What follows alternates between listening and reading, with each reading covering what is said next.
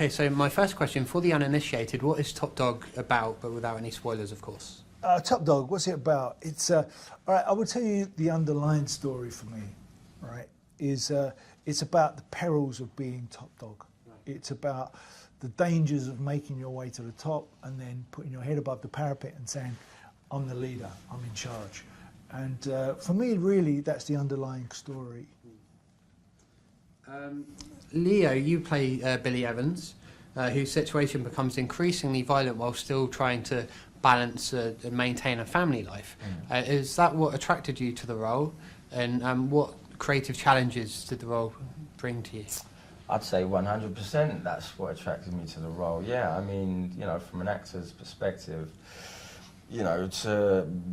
Billy leads a duplicitous life, but the two lives are very different. As you say, one is very violent, very alpha male, very aggressive, and one is, the normal dad, the businessman, the loving husband, the loving father. And so when you get two polar opposites like that within the same character, that's a dream to play. And beyond that, it was, I'm sure you've seen other films where I've punched people in the face before. Right. It was the family stuff, and knowing how Martin wanted to handle the family stuff within the film that was the real sort of, the real opposite that attracted me to it. It's funny, isn't it? Because as an actor, what you realise is that it's very easy to have an argument and act and shout and bawl, and that's why I think on soaps you see a lot of the young kids when they're first starting out is they will shout really easily, but when the older you get and the more experienced and the better actor you're becoming, you bring it right down, and the small things make such a big difference on screen, and that's what we have in this film, where everyone's brought it down, and it's just great performances. It's what the movie is. It's a real performance film. That's one of the things I noticed, because it's not just violence, is that there's also quite a lot of drama in there. It's really impactful. Was it difficult to strike that balance between the two? No, not at all. No, because I'm dealing with great actors. It's not experience. That's what it's about. If you're asking actors to try something different, they can do it. There's no question. There wasn't any times when I would say, "Can you try something?" and somebody said to me, "No, I'm not going to try it. I'm doing it this way." If everyone, because they're all good and they're comfortable in their shoes, would try everything. And it was even down to Dougie Brimson, who wrote the play, who wrote the script, and we took it from his book. Whenever I asked Dougie to try something different that wasn't in the original book, he would be more than happy to do it. And right away from the beginning, everyone was happy to try anything. And speaking of Dougie, how much involvement did he have with the actual film when it was in production? Did he visit the set? Was he revising the script as it went on, as you had ideas? I like to think that everybody involved, from the producers to the writers to Jonathan, to myself, actors, everybody has a chance of being involved in the artistic development of the film. It's one thing that I always made sure that I said with the actors was, look, for me, the best idea sticks. It doesn't matter where it comes from. Right. That's the idea. That's the line we're going to run down. If something pops up, I will always have an idea of how I want to do it. But if something pops up that has a better idea to it, then we'll go that way, as long as it matches the next scene. Right.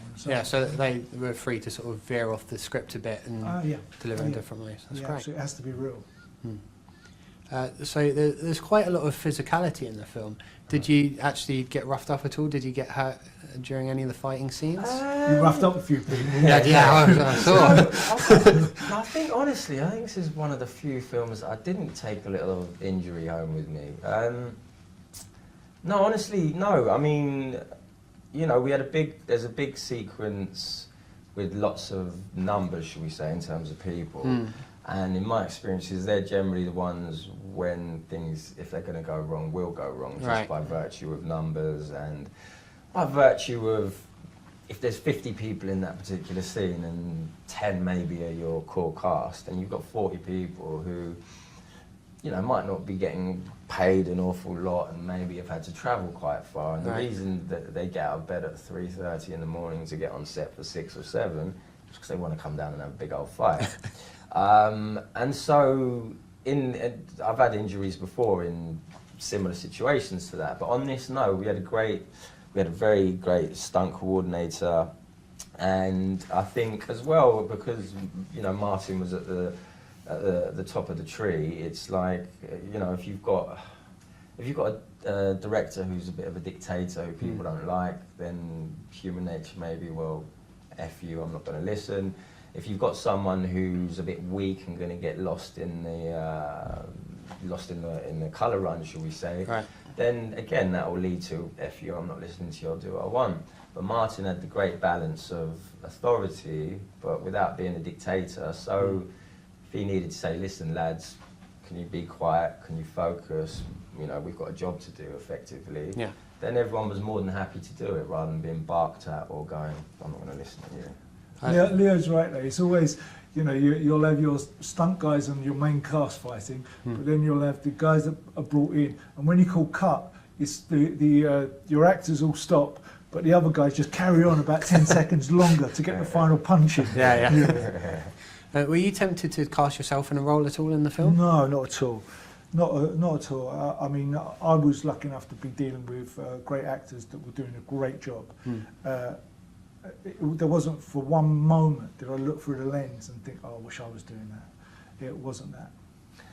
And I've got to be honest as well and say, for me, I want people to see the poster, see the box, the DVD box, and see the name Martin Kemp at the top and go, wow, okay, maybe, you know, if they're not involved in the history of the film, maybe go, oh wow, you know. And I think had Martin been in that, I think it might have taken away from his direction or just been a curveball that the film didn't need. I think to have a Martin Kemp film directorial, because everyone knows him from SmackDown, knows him as an actor. Yeah, of course. It would have been very obvious to stick a track on a soundtrack for a gig or to stick him in a scene, as lots of directors do. But even that director cameo that they always do, back a shot in a cafe, didn't even need that. I think it just didn't want to detract from the story. It would have from the story, but from Martin directing it as well, I think, in a weird way. For me. Leo's right. You know, we wanted to make something that was really gritty and down to earth. You know, we didn't want to glamorise it or make it glossy in any way. So it was better that I was the other side of the camera. Absolutely. And so I must ask, of course, hoping the film does very well, is there any chance of a Top Dog 2? Would you consider coming back to some of the characters? You have to ask him if he wants to do it again. Do you know what? As we said earlier, Top Dog's based on a book by Dougie Brinson. There is a follow-up book, and you know, if it's much like anything, if people like it, it's not, and it's not a contrived situation of, oh God, people like it, let's go and hash something together.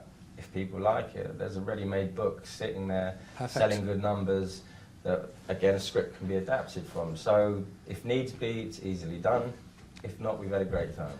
Absolutely. Well, fingers crossed and best of luck with the release of the film. Thanks for your time, guys. Thank you.